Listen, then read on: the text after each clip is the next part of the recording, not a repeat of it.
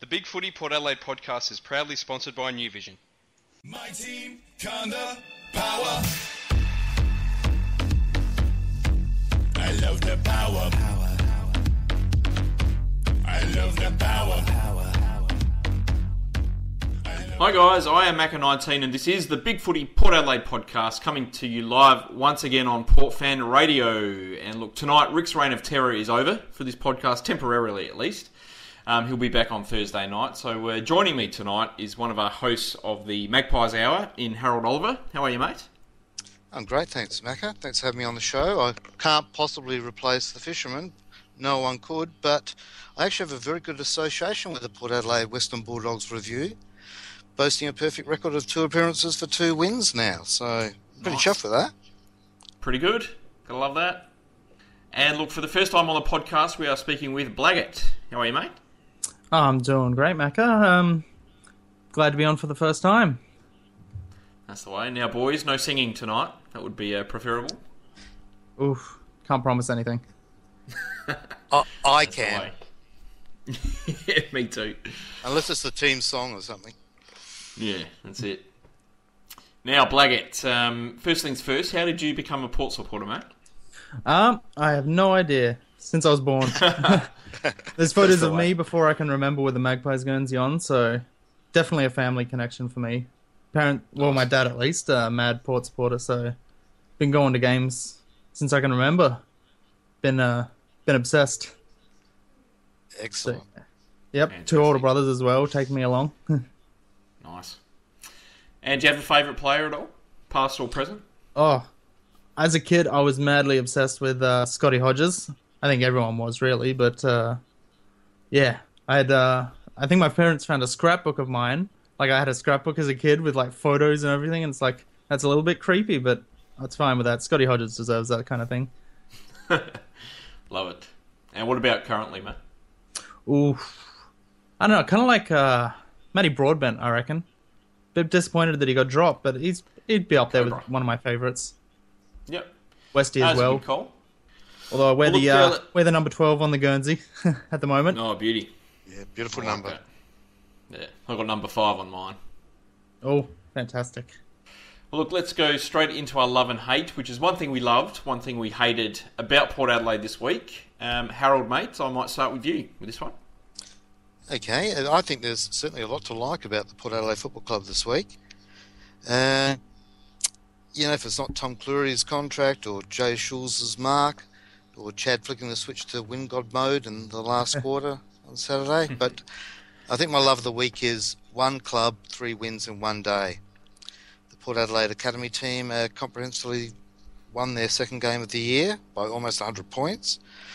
The Magpies fought back after a sluggish start from, I think, about 6 goals down against Centrals at the Ponderosa to gain a bit of revenge for their after the siren loss and, the corresponding fixture last year. And then our AFL team ground out the game for 3 quarters before switching on the power and unleashing hell on Footscray in the last stanza. So it ended up being an eminently satisfying weekend. Indeed. Yep. A great day. And what about your hate? Yeah, I really struggled to come up with a hate this week, so I'll just manufacture one. And my hate's probably just the reduction in the area for the Game Day Village on Saturday night. It was, it's an extremely popular area, and it was made even more claustrophobic than normal due to Tennis SA requiring the courts for tournament play. I mean, you can't criticise Tennis SA. They've been a great partner of ours at the Adelaide Oval precinct, and they have to think of their own best interests, but it seems a bit strange that they're scheduling tournaments in winter. But there you go. Yeah. Didn't stop me knocking back a few Coopers clear. And as I mentioned, I was fortunate enough to be introduced to the Port Fan Radio entrepreneur extraordinaire, Fisting Rick, for the first time. Did he serenade you at all, or? No, he's quite restrained, really, which was... there you go. Yeah, that was a bonus. But as an aside, apparently Zach Wilde, according to his own report, literally burned up the game day venue dance floor after the game. And I hate that I missed that. That would have been a sight to see, that's for sure.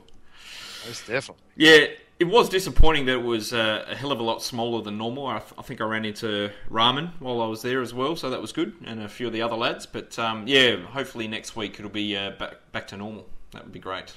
It should make a fortune. Indeed. And Blaggut, what's your love and hate, mate? My love for this week is probably after the start of the year, where a lot of people were kind of saying we've lost our fitness, lost our run. In the last couple of games, second halves, we've kind of run over some teams. We had a beautiful fourth quarter. Just after big old arm wrestle, we just buried them. Got the run going, got the smooth movement of the ball. It was fantastic. Looked like early 2014 Port. No, it Definitely. It was a fantastic quarter of football. Champagne footy, that's for sure. Absolutely. It looks like we just, we fought their fight for a while, and then we just decided to flick the switch. It was fantastic. And what about your hate? Ooh, well, at first I was thinking I'd probably go with the commentary. After watching the replay, that was pretty shocking. But I'm going to go with the sad news that Polly Polek might be out for the rest of the year, possibly, or at least a large chunk of it, which is really disappointing because I think we've missed a lot of his run. Like his speed on the outside was fantastic last year, so I think it's going to be a shame that we're not going to see a lot of it this year. No, that's true. Yeah, it's a bit of a sad injury, the old navicular. It's something that's very, very tricky to come back from. But I guess the good thing is that everyone always talks about Matthew Egan, who was All Australian in 2007, only pretty young. I think he was only 22 or 23 at the time, and never played another game. He missed out on the grand final that year and didn't play again. And Trent Crode had to retire because of it as well. But for every Egan or Crode, there's probably 3 or 4 success stories of players that have gotten over that injury. You look at James Hurst, probably the most common one. He had a rotten time with it for a couple of years, and then won a Norm Smith medal the year after in 2000, and never looked back. And there's other guys like Jack Grimes and Colin Garland, and probably 4 or 5 others that are currently playing that have had that injury, but have gotten over it, which is good news. And hopefully, Polek can have some time off, and hopefully it heals properly, and he'll be right to go early next year.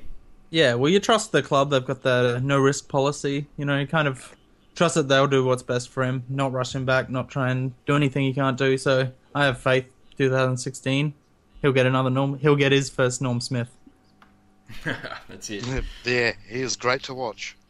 He is.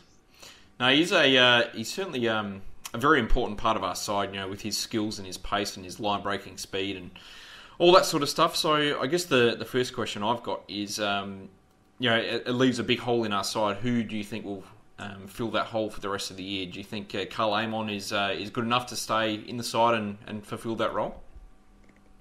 I think definitely has the ability there. Like, I think he hasn't been outstanding in his first few, but he's definitely earned his spot. So I reckon if he keeps plugging away and he gets his form right, he could absolutely fill that spot on the wing there. And you saw a lot of the inside 50s, a couple of them inside 50s on the weekend. They were just beautiful, like delivery, lace out into a spare player. Yeah. Absolutely could fill that spot, I reckon. Harold, I know you're a huge fan of Carl. I'm a huge fan, but I'll temper my enthusiasm, and I don't think he could replace Polek. I can think he'd do part of that job. Amon's just starting his learning his trade, really. But like Blaggut was saying, he's got a couple of great weapons. That beautiful foot of his is one of them, and he can take a mark, and he can play numerous roles. But I'm not sure about his inside work, because Polek can do a bit of both. But certainly he can be damaging with his left foot. That's it. I think there's going to be a few players that are going to have to rotate through there or play sort of like Polek roles. Yeah. I think this is the perfect opportunity for someone like Carl Amon to play some significant football here and learn on the job in the AFL as opposed to being stuck in the SANFL. And he should be able to get quite a lot of game time and hopefully he can perform pretty well. But I guess the other option that we've got is maybe throwing someone like a Broadbent or an Impey onto the wing and putting Cracker back in defence. I know everyone was pretty disappointed that Cracker got dropped last week and put back on the rookie list, but here's a chance for him to come back into the side and move one of those sort of extra back flankers that we've got into a position higher up the field. Yeah, or you could use Jasper. You could put Cracker back there and let Jasper have a bit of a run up the ground. Yep. I reckon he's got the ability to get some nice inside 50s, and I think he's pretty good inside. Like when you see it, like around when the ball hits the deck, he's not bad. I reckon he could he's good. fill that role. For sure. He's got a good defensive game now, too, Yep. generally speaking. So, When he's not falling over and dropping the ball in front of goal. But yes, when he's not doing that. Yep. no, look, Jasper's fine. Look, he's played on a wing a few times in the last couple of years, and I think he's pretty much been just about best on ground every time he's done it. So that's certainly a possible option there as well. Yep. My love, which is the resurrection of Matty White. Who had a bit of an up and down year to date, and at times I guess he looked like he was running on the spot a bit in the first sort of month or so, but lacked pace and lacked run in his legs. But the last 2 weeks, and especially this weekend gone, he's back to the player that he was last year. He had a massive impact in that first half. I thought he was just about best on ground at half time, and was one of the keys in keeping Port in control of the game in the last half as well. Yeah, he was everywhere in that first half. It was wonderful to watch. He was getting into all the contests, doing what he needs to do. And he was getting that run back, that cut through the corridor was just great to watch. Yeah. I'd almost say it was his best game for Port Adelaide. Ooh, tough to say, but trying to think of others at the moment. Can't think of any off the top of my head that kind of beat that kind of impact. Yeah.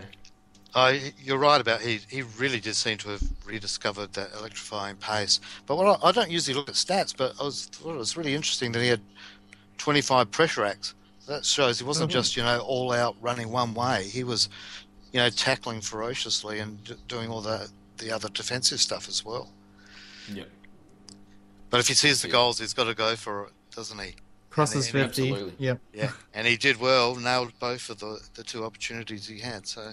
Pretty pleased It's such with a good shot on the run from outside 50. I mean, you almost want that to happen, and I think he's probably got a bit of a license to take that shot when he's in range, and more often than not he slots those. So bring it on, I reckon. Yeah, I felt more confident about him taking a shot from 55 than that set shot he had. He nailed both those. That's no right.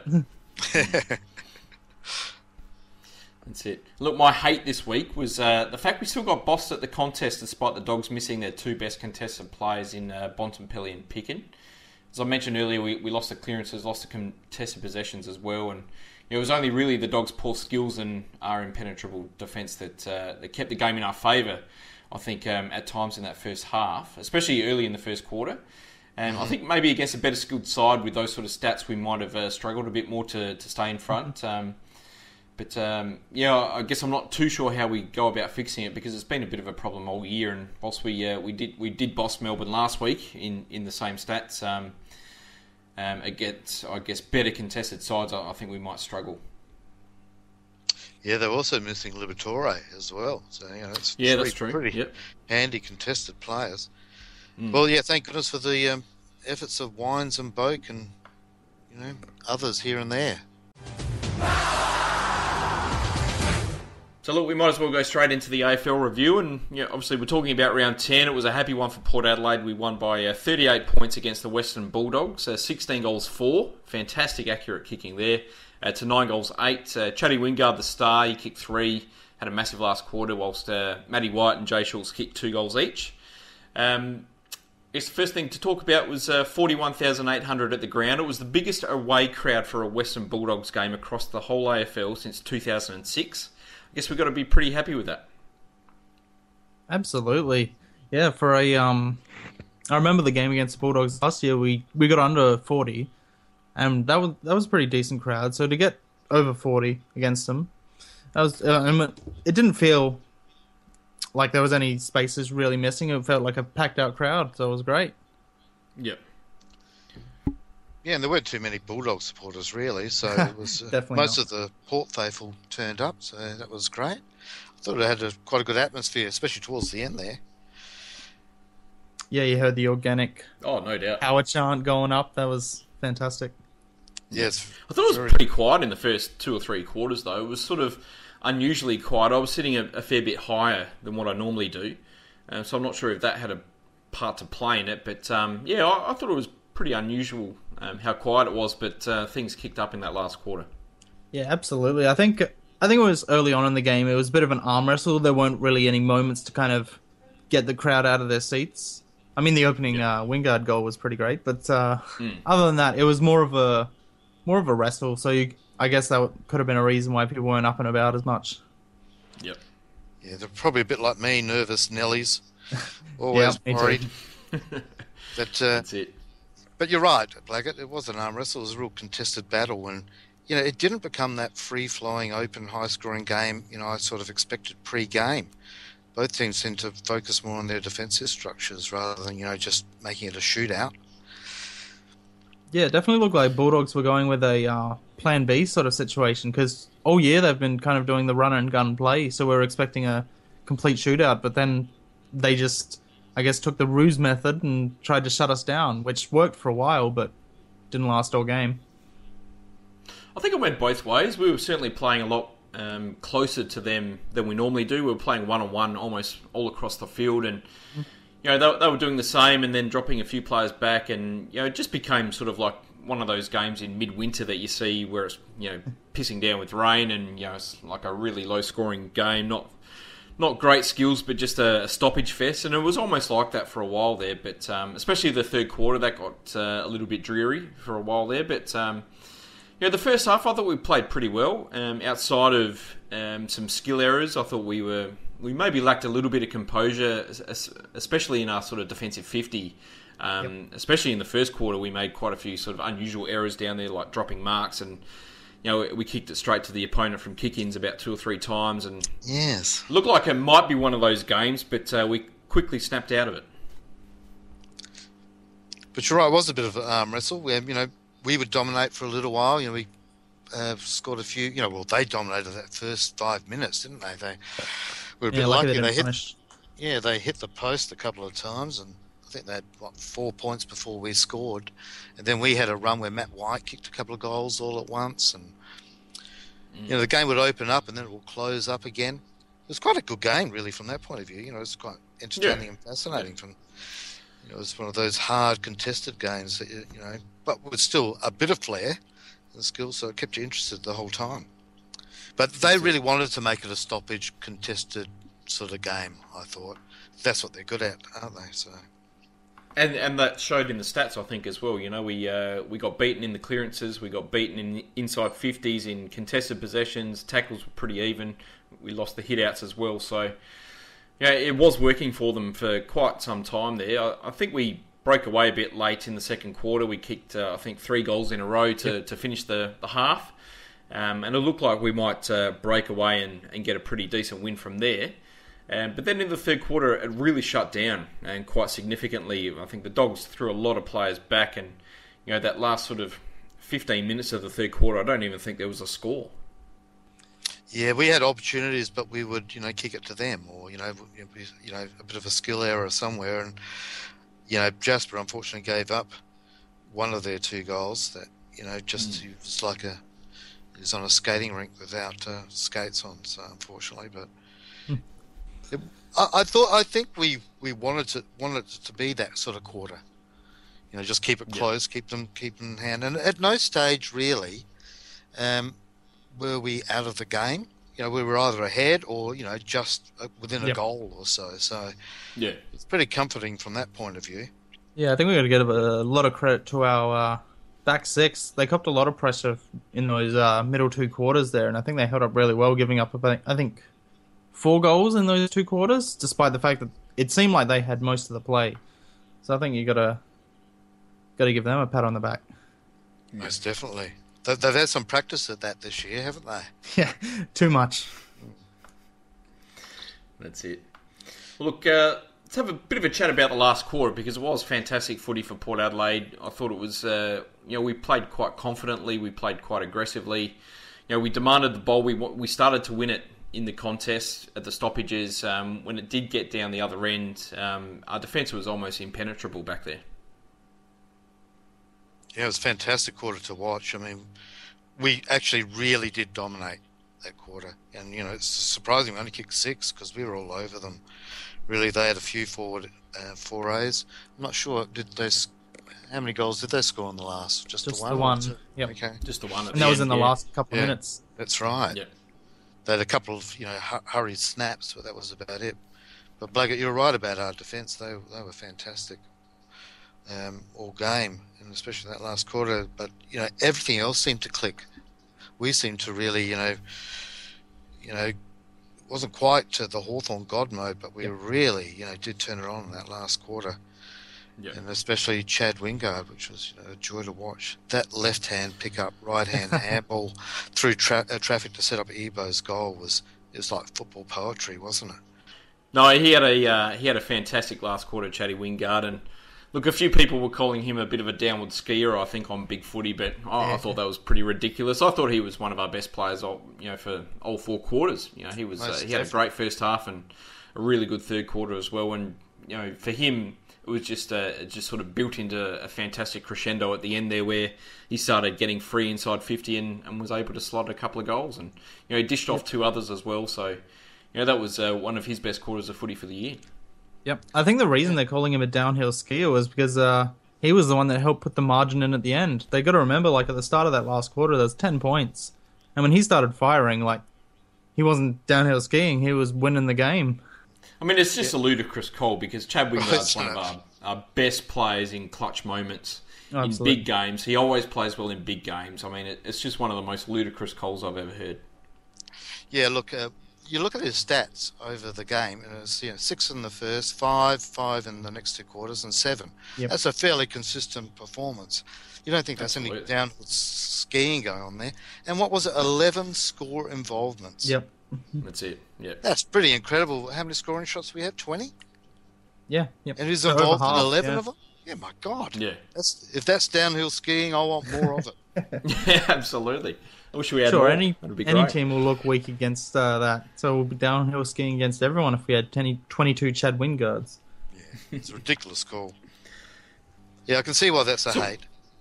So why did we win in that last quarter? What changed for us to break free in that fourth quarter?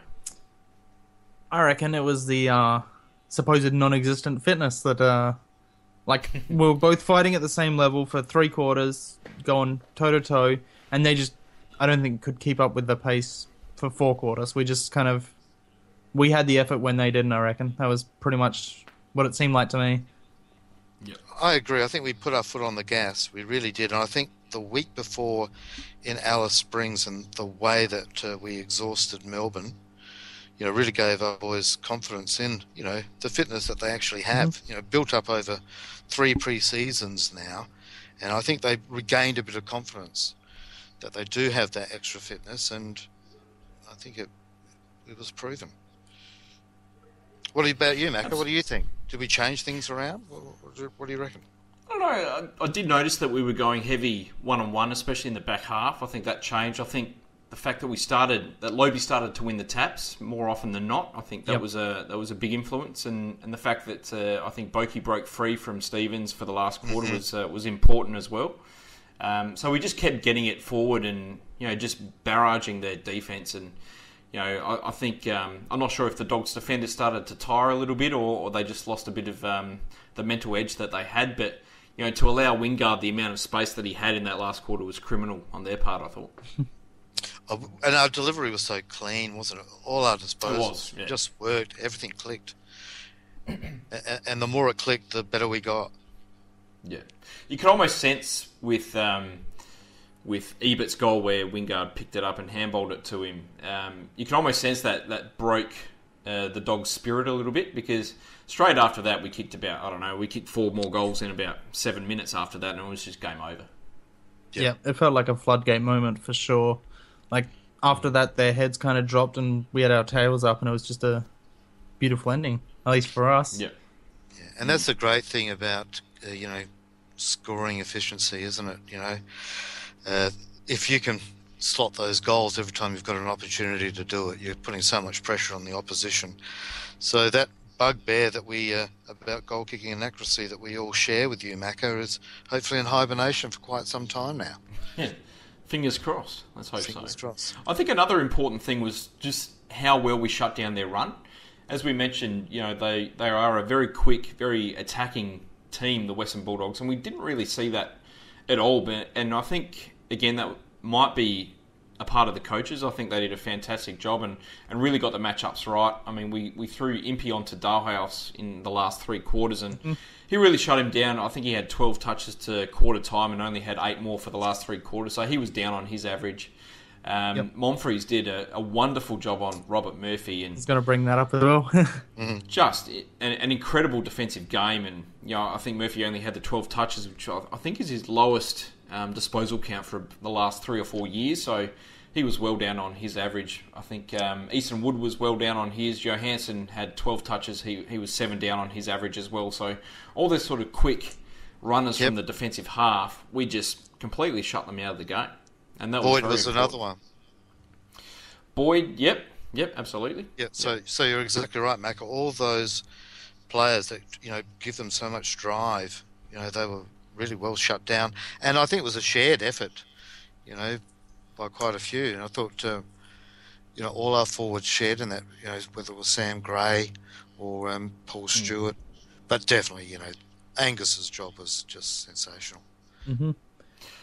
I still feel he doesn't get the plaudits at the game in the crowd that he deserves. I heard a lot of get a kick, Angus, all that sort of stuff in the crowd, and it's like, what are these people watching? I mean, Murphy hasn't had a kick, so I don't know what people watch sometimes, but I thought he was wonderful, just about our best player.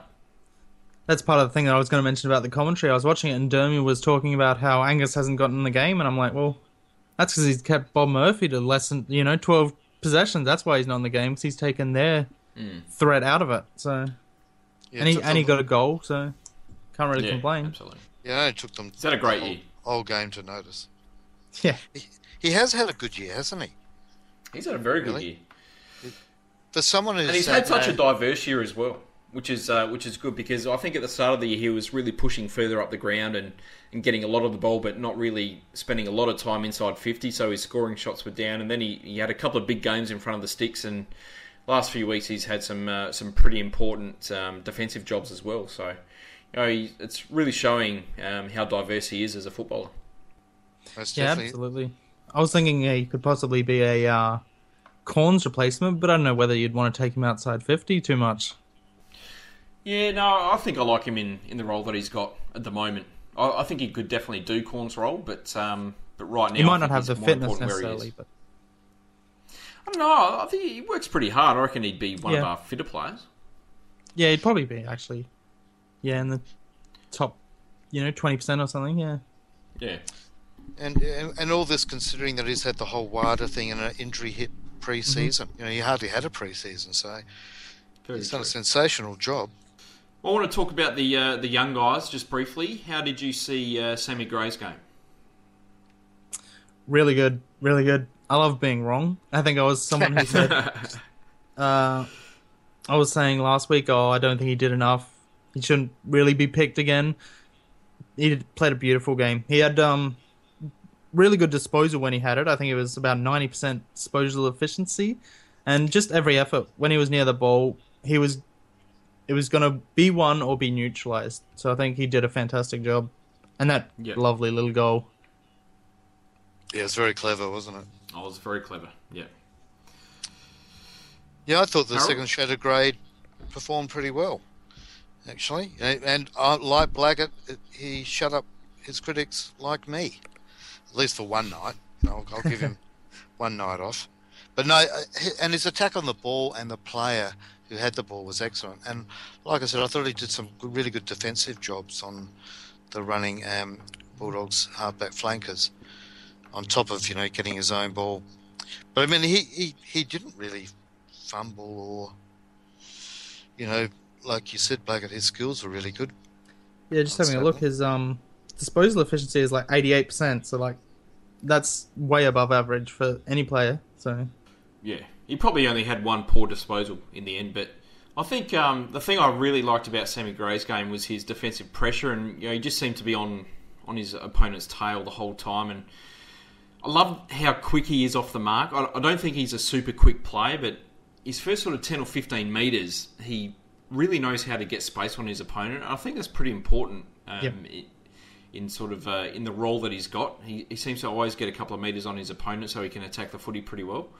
Again, I thought, similar to last week, I actually enjoyed his work when he sort of pushed further up the field a bit and was in and around the stoppages. I don't know why he doesn't get more sort of midfield minutes. At the moment, is a bit of a chop out. I think people sort of claiming it's because of his size and his height is. I don't think that's correct. And look, he may not be good enough to play that sort of role in the AFL, but I mean, there's plenty of players that are his size or smaller that get a hell of a lot of midfield minutes.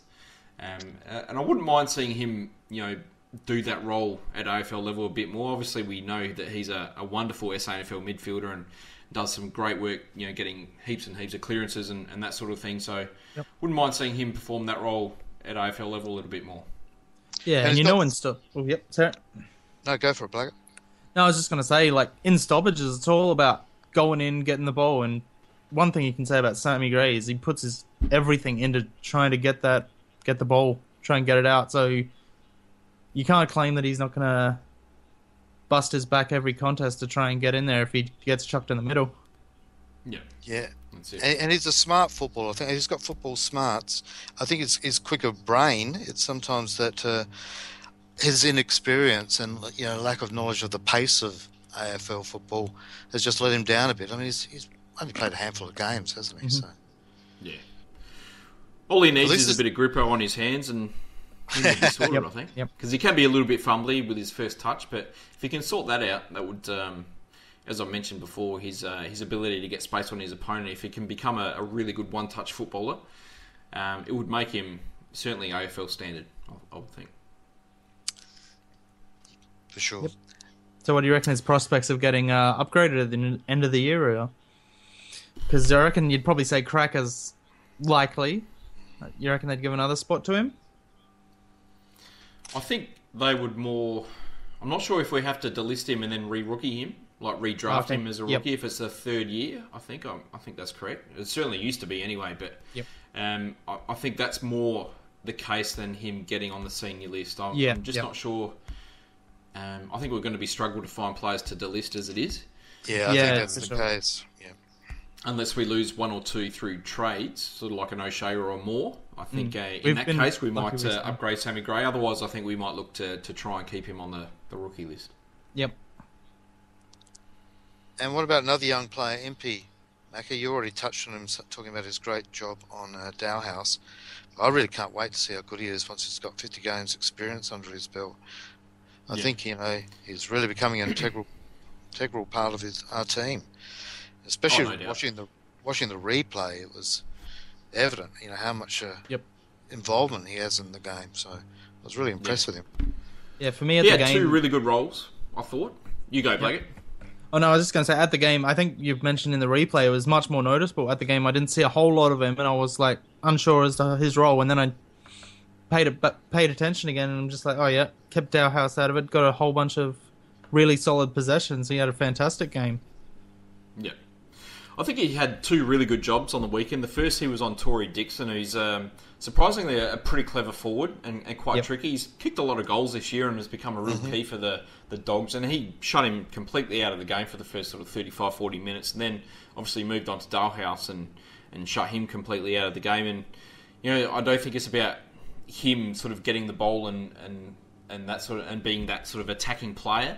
At this point in time, defensively, he's absolutely spot on, and I think he's now made his mark and is ready to be a regular contributor at AFL level. I think it's important to note that we did we did drop Cracker into and Impey came into the side, so they're showing a lot of faith in a 19-year-old kid or whatever he is, and he's certainly living up to it at this point. Absolutely, yep. I guess the other one to talk about down back is Tommy Cleary. His third game, his second game this year. I think he's proven in the last 2 weeks that he is absolutely ready for regular AFL football. I agree. I mean, he lost that one battle of strength against Cramery early on, but he was just about flawless after that. And I think he's one who's developing nicely. And I was really impressed with his skills under pressure at AFL level. 100% disposal efficiency. Yep. I know he didn't get a heap of the ball, but that's brilliant because I've actually seen Ken, tearing his hair out at some of the things Cleary has done at SNFL level. Maybe some of his positioning and decision making, but I think it's all clicking for him, and he's been very reliable and very impressive. Yeah, for a young kid, he's got a pretty cool head at AFL level. Like, got thrown in and he got quite a few intercept marks as well. I think he had nearly as many marks as kicks, so he's really solid back there and really cool, which is what you need in a defender. No doubt. So who were some of your best players? Besides Wines and Wingard?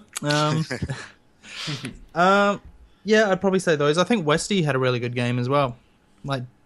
Provided a really good contest up forward, swung back, got those intercept marks. I think that was really important to us.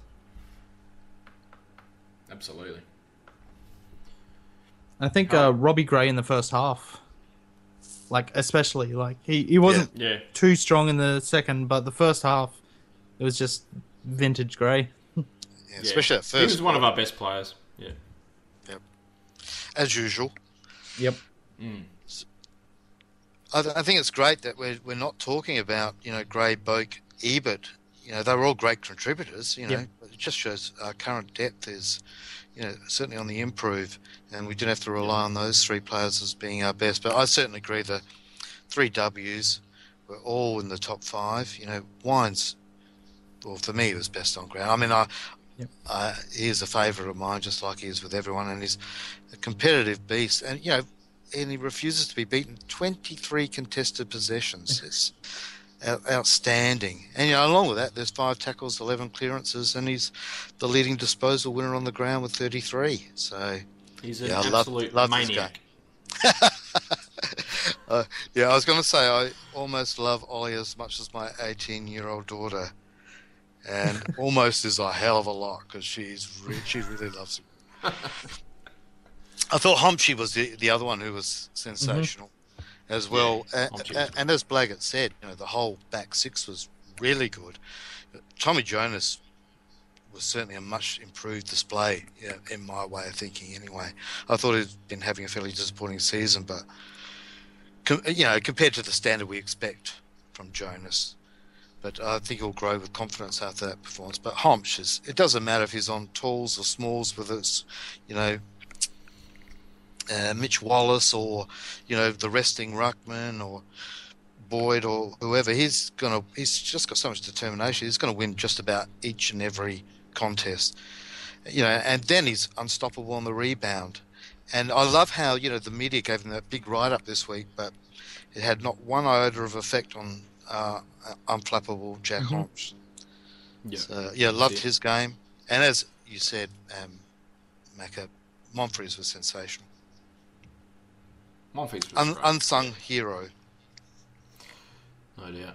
Well, I thought Ebert... I'm not going to bring up sort of Wines and Wingo. We've already spoken about them, but I thought Westhoff was really good.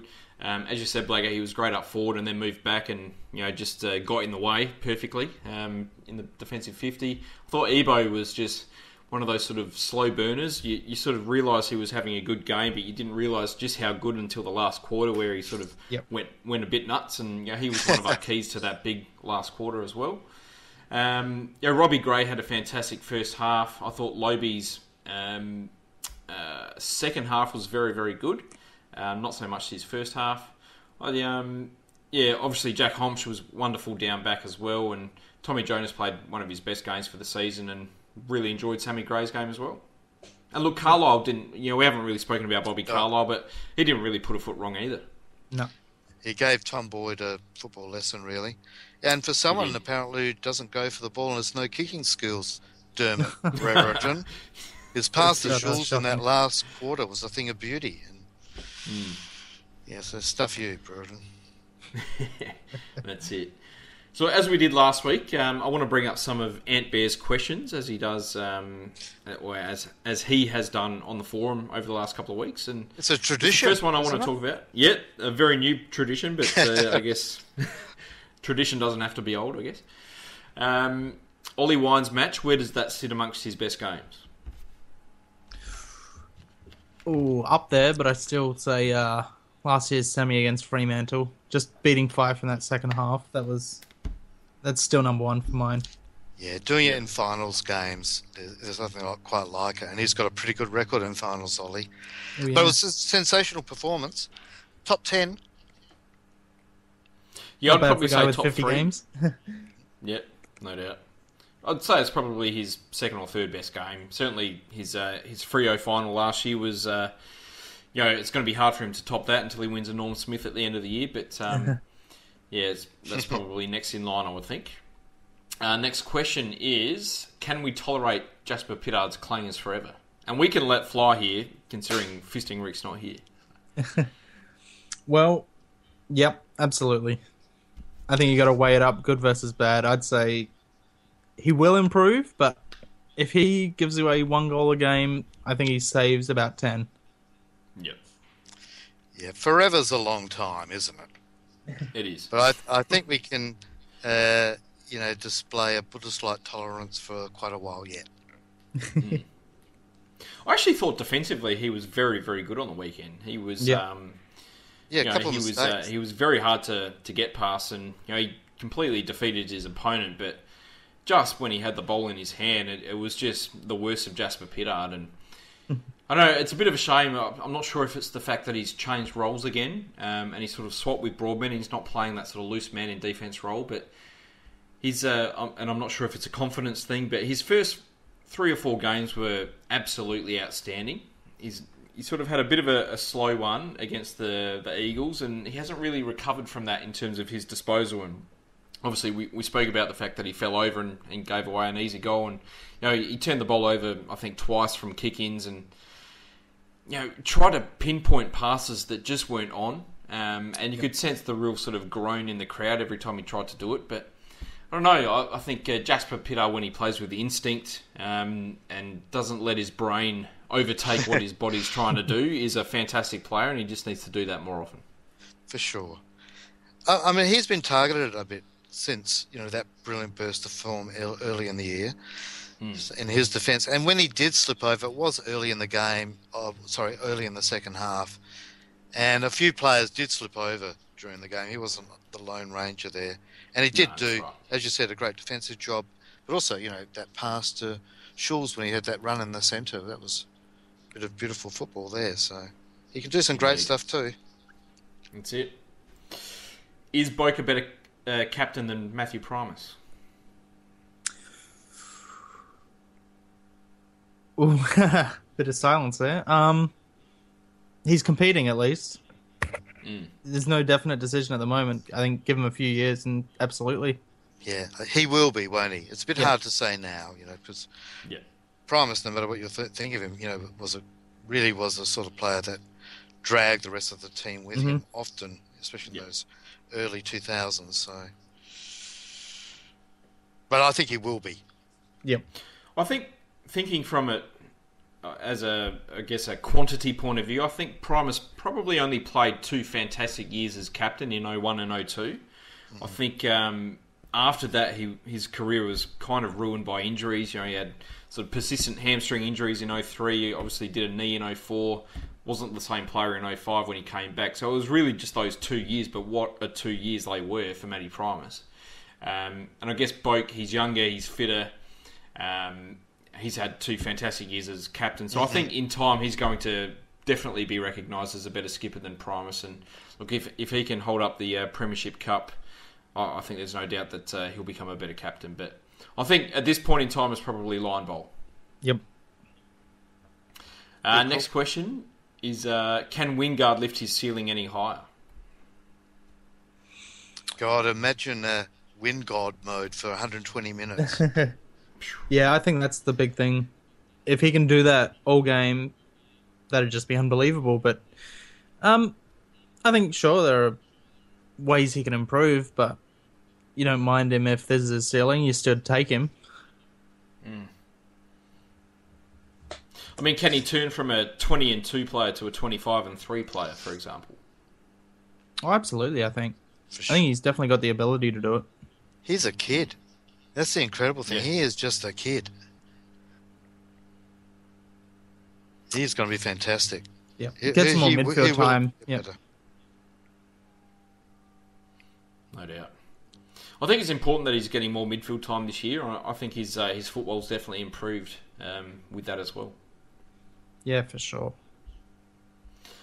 Next question is, when Jackson Trengove returns in the next couple of weeks, who goes out of the side in that back line? Is Tom Cleary the unlucky one, or can you see someone else, maybe someone like Tom Jonas or Matthew Broadbent going out instead? Ooh. I don't think Broadbent will, not just because of the love, but different types of players, I reckon. Cleary's the depends. most likely. Yeah. He's the most like for like, sort of. And, last in, first out, has time on his side. But, I would love for them to persist with him, but Jackson Trengo is a pretty important player. Yep.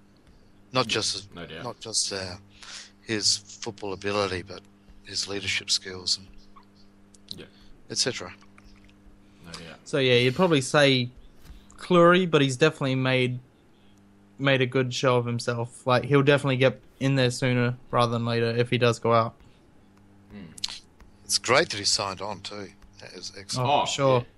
That was completely unexpected. I thought he'd probably wait until the end of the season and see how many games he played and whether it was worthwhile moving, back to Victoria or something like that. But the fact that he's put faith behind the club and the club's put faith in himself, I think is wonderful. And I think he would have been highly sought after too, really. There's a few Oh, no teams doubt. screaming out for key defenders. He's ready to go. He's ready to play AFL footy just about every week, you would think. So, for him to put faith in the club and I guess understand that at the moment he's just waiting in line is wonderful. Yep. Next question, is Brad Ebert in contention for All-Australian? I'd like to think so, but I haven't heard nearly anything about him, so I reckon the people who choose it probably don't know he exists.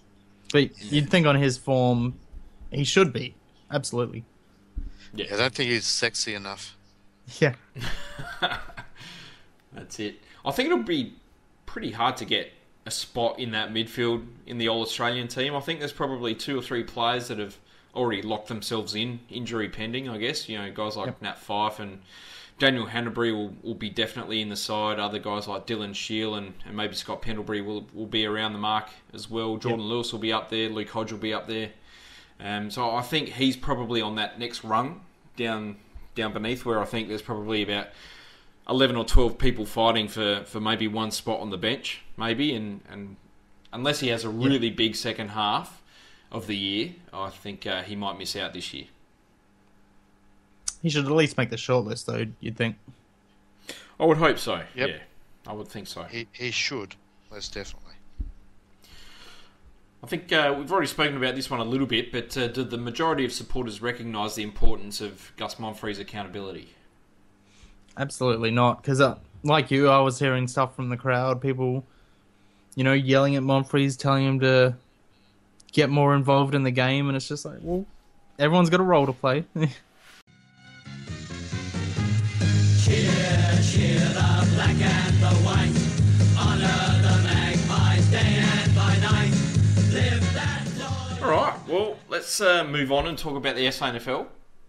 Port played the other Bulldogs, Central Districts, in round 9 this week and came away with a crucial 8-point win in quite a nail-biting contest at Elizabeth. We won 13 goals 7 to 11 goals 11. Mitchell, Colhoun, Summerton, Harvey and Billy Frampton in his first game kicked 2 goals each. Blaggut, do you want to give us just a brief overview of what happened out there? Yeah, sure. I was lucky enough to get out there. Well, I say lucky. Any trip to Elizabeth isn't exactly lucky, but no, we started out pretty solidly. I think we got the opener. I think Billy the Kid got our first, and that was pretty great. He looked really solid actually for the whole game. Excellent. But in the second quarter, they steamrolled us a bit. they got 2 goals in a row because I think one was a silly free kick after a goal, so that was a bit of a sneaky one there. But so yeah, we looked kind of cooked in the second, but we got a couple, evened us up, and then third quarter, I think we got 5-0 goals, and we just started rolling over them. But they brought it back in the last and kept it to a contest. But I think class just won out in the end. Yeah. Pretty interesting game. At stages in that first half, it looked like, how far Central Districts. I think they broke out to a 36-point lead halfway through that second quarter, and we just had no solution to their quality of disposal, and the way that they were getting it out of the middle and quickly up forward, was a bit of a struggle for us. We kicked a couple of goals late in that second quarter and dropped the margin to 24 points at the main break. And then 12 minutes into the third, we'd levelled the scores and managed to lead at the final change by 7 points. And the last quarter was pretty manic. I think Central for the first, 10 minutes kicked away to an 8-point lead, and you almost looked like they might get over the line in another close one, similar to last year. But as I say, you can never write off the Magpies, and prove true once again. It was all about the midfield, I think, because we did struggle in defence. I think especially without Cleary, we had O'Shea acting as the only key defender, and he didn't have a really flash game, so we were kind of struggling back there whenever the ball went their forward of centre. Although in the first half, it was Nathan Cracker versus Central Districts for mine, I reckon.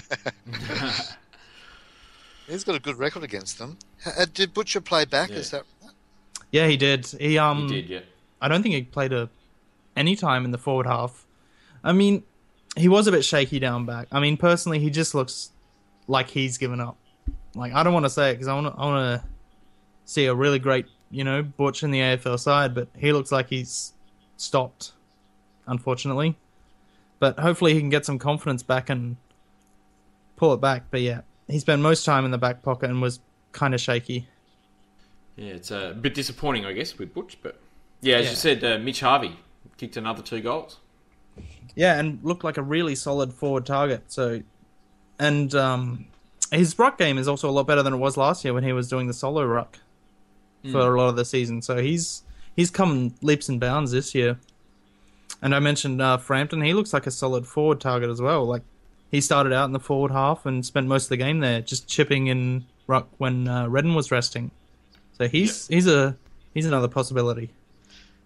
No, I mentioned this on the Showdown Magpies show that our 2014 draft is looking like we might have unexpectedly hit the draft jackpot, considering our first pick was late third round. Austin's been fantastic. Absolutely. Palmer's shown a lot. From what you're saying about Frampton, that's exciting. And we saw Howard in the pre-season, and so they look like they're all inspired selections, really. Yeah. Can't wait to see them all playing together next week. Oof, that'll be great. Well, look, if Frampton can learn how to play as a key forward, I mean, that would just be so crucial to him, succeeding at AFL level, and if he can become that sort of, second ruck or resting in a forward pocket at AFL level, that would be wonderful. Yeah. Well, I think every tall bloke who can run probably gets a comparison for us, but he looks like another kind of Westhoff's type player. He's really mobile, got a good leap, good hands. So, I mean, he looks like he could play most positions, I reckon, if he gets everything working right. Yep. Pretty exciting. Brendan Archie had another massive game, 30 touches, 7 clearances, 9 inside 50s. Is he now too good for SANFL level? That's the way it looks. He looked a class above the Central's midfield. I think a lot of ours did, like Archie, Mitchell, and Moore. Those three just dominated the inside ball, like all game. It was pretty great to watch. Good to hear. But yeah, Archie, I reckon, probably gets best on ground. He was everywhere. Yeah, he seems like he believes that he's above that level too, which is fantastic. I think confidence is so important to Arch. Just needs a chance where he's not sub, and he just needs that breakout game, and I don't think he'll look back if he gets it. I mean, that's my forever hate, that sub rule. It just kills the game, really, and kills, young players' momentum, really. And it kills your dream team side as well. Terrible. But yeah, other than that, I think you got Tommy Logan, who does what he does every week, doing it really well. Calhoun, it was decent. He got the possessions, but didn't really impact it a whole lot. So that's promising, but I don't think he's shouting out to get an AFL spot at the moment. But I'm really liking Darcy Byrne-Jones. He's doing a fantastic job down back without a lot of support, really, because O'Shea's been pretty quiet. So he's been standing up. I reckon he's got a lot of Jasper Pitt out about him. He's a good little player. He's very competitive. He's had a good season this year. Yeah, he was really quiet last year, but he's stood up so far this season. He's got his head in the game a bit more. He looks a bit more determined and mentally switched on this year, as opposed to last year, where at stages he looked like he was cruising a little bit and looked a little bit sort of airy-fairy at times. But he really looks like he wants to make a bit of a career for himself, and I'm not sure when he's going to get a chance at AFL level. But it might be he might have to wait until next year. But once he gets that chance, I don't think he'll look back either. Yeah. Saw a nice little bit of attitude from him getting in some central players' face, so he's got a bit of determination there, I reckon, as well. He loves that. He does that quite a bit, Darcy, which is great, because he looks Oliver about 45 kilos, but he likes to niggle a fair bit. Yeah. Yeah, even with that new romantic haircut that he's got. Oof, yeah. Auditioning for a spot in The Cure, yeah. Yeah. I was going to say New Kids on the Block, but yeah, The Cure as well. All right, well, did you guys manage to catch any other AFL games this weekend? Ooh. Saw a bit of the Friday night one, but that was a bit of a shock. Yeah, they've got a good record over there.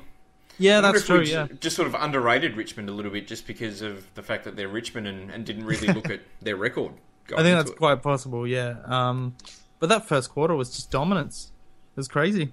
Yeah, unbelievable. And of course, Essendon didn't kick a goal in the first half against Geelong, so...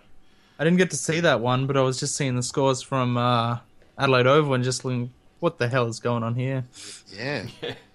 That's another shock. We'll have to catch a replay of that game before the preview on Thursday night, because it'll be interesting to see just how they dismantled Essendon and what we're up against. Or whether it was, Geelong being too good or Essendon being too terrible. You don't know. That's it. I saw bits and pieces of the Crows-Carlton game, and it was like the Keystone Cops at times. So that was pretty funny. Yeah.